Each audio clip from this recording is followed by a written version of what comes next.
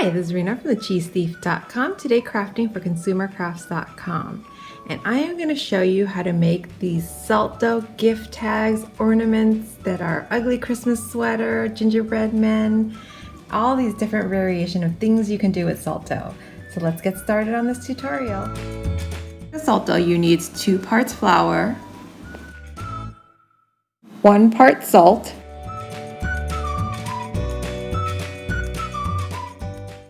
1 part water.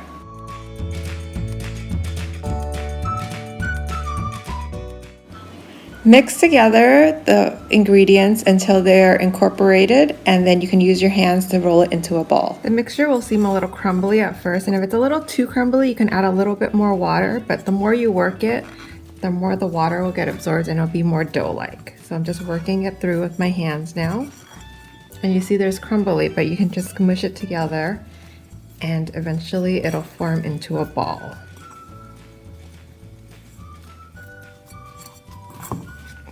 So now that I'm able to form it into a ball, I'm going to lay out my silicone sheet that I have here, or you can just use foil so you don't mess up your table.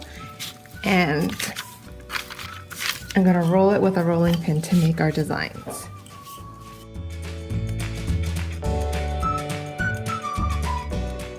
Now that it's all flattened out, I'm just going to take my cookie cutters and stamp out some images.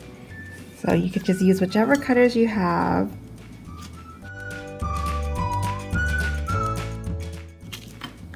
I have this big ugly sweater one that I bought last year for Christmas. I love this one.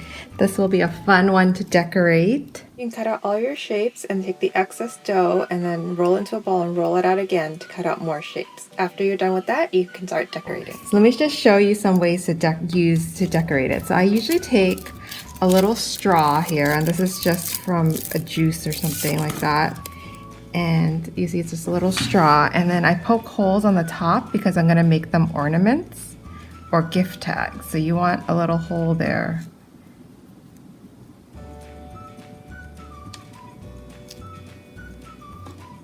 And this one I'm going to do the hands because you can kind of put the holes wherever you want, or you can even not do any holes. But this one would be cute if you string something around the arms. So I poked all the holes. And some ideas that I have. So I usually like to use my letter stamps and stamp a name, and this would make great gift tags. You can choose to do it with color or without. I'm just going to take a little ink pad and then we're going to put color on this one.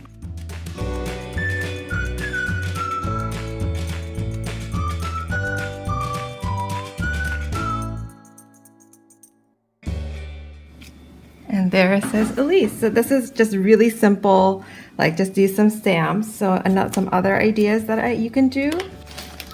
We have to decorate this ugly sweater. So this is a fun one for kids. If you make a bunch of them and then kind of have a little ugly sweater decorating contest there. And I have gems. You can think of whatever you want. You could get beads, you can get gems. So I have these just little gemstones. And we can just stick a few on and just try to decorate our ugly sweater.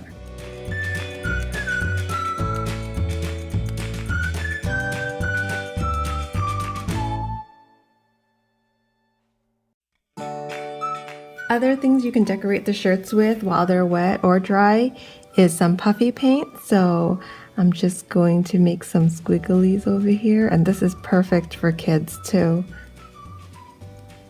Making my ugly sweater even uglier. And just have fun with it. Let your imagination flow. This is so fun. So be back and wait for this to dry. This does take 48 to 24 hours to dry. Usually I wait for the tops to dry, and then after an hour or so, I'll turn them around and then wait another few hours and then put all of them on a cookie sheet.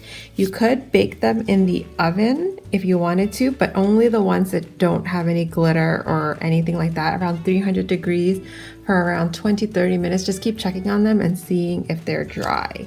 So I'll be back in a little bit, well, in a long time, in 24 to 48 hours, so that's 1 or 2 days, and I'll show you how to put these on your Christmas tree and add little ornaments onto there to make it really awesome. So it's been about 24 hours and it's pretty much dry, and this is the cookie sheet that I actually dried it on.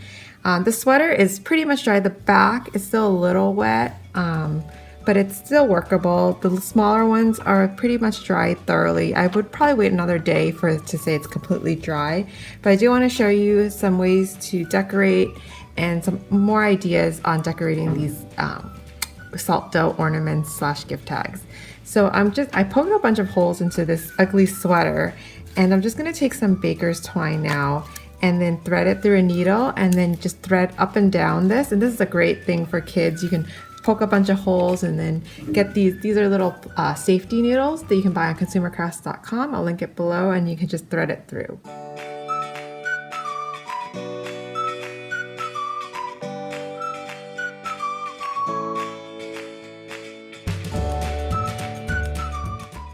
So I zigzagged it like that. You can also go through and make it up and down or whatever pattern you want and put more holes in it.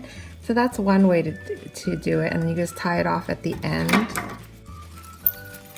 I also have these bells that you can also attach that make it super cute, whether you're hanging it on a Christmas tree or you are just putting it as an ornament. So you can take this little ornament that I made, or gift tag that I made, and then just string it in, and we'll string a little bell.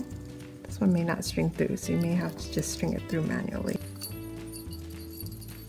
So I just string it like that and tie it, and that would make the perfect little ornament or gift tag. I'm going to show you how to wrap a gift. So I have this is a gift that's wrapped in craft paper, my favorite thing to wrap presents. And again, we're just going to take our baker's twine,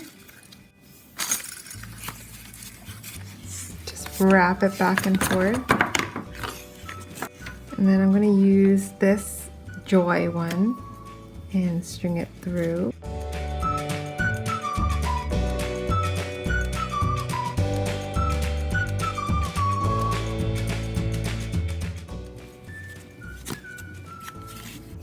Tie it.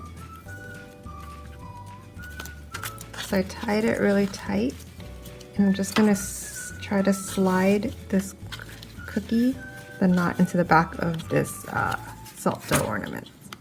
So I'm just going to pull the string gently and then slide the knot. So I pulled the knot in the back so you won't be able to see the knot. So you can see the back of this. The knot is actually in the back. And then you're just going to snip this like that. And then there you have this cutest little present. So many different ways to make these salt dough ornaments. So I did glitter in multiple ways. This one, it didn't turn out that great. I just put a bunch of glitter on it, and I think it's the color of glitter I used. I used silver on this and I stamped it.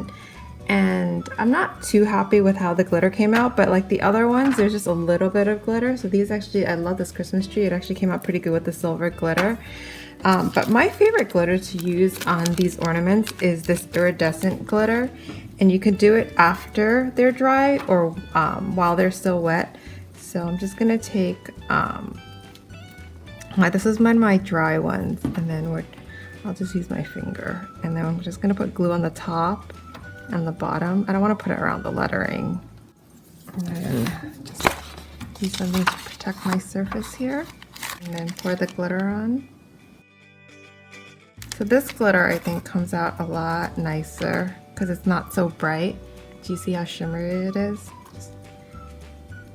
And that's how you would apply glitter to your ornament. So, or you can mix it into the dough too. But I didn't like the silver glitter, so I just did want to show you that the silver glitter did not turn out as nice. And one more thing, I actually made these just like an hour ago with my kids because they saw that I was making these and they wanted to make them too. So these are actually little beads that I put in. You can tell these are not dry. So I wanted to show you what it looks like when it's wet and dry. You see the color changes. It's lighter now when it's dry. And the texture is a little different. So these look like kind of like cookies, but really pale looking cookies. So I hope you enjoyed this tutorial. Please visit me at thecheesethief.com for more tutorials like this. Also be sure to check out consumercrafts.com for materials listed in this tutorial. Thanks for watching and bye now.